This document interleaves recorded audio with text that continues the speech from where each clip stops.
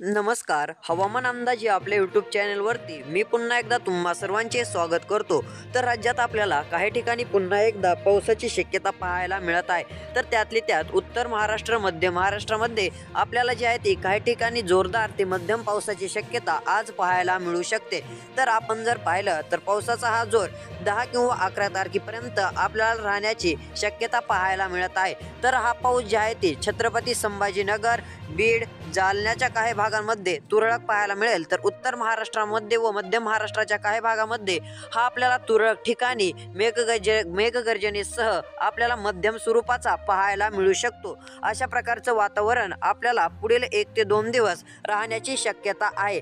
तर विदर्भातील हवामान प्रामुख्याने आपल्याला जास्त प्रमाणात कोरडे व काही ठिकाणी थोडीशी ढगाळ स्थिती पाहायला मिळू शकते व मराठवाड्यात जास्त प्रमाणात ढगाळलेलं वातावरण आपल्याला पाहायला मिळण्याची शक्यता दाट आहे. रोजची रोज हवामान अंदाज व्हिडिओ जाणून घेण्यासाठी व पाहण्यासाठी चॅनलला नक्की सबस्क्राईब करा. धन्यवाद.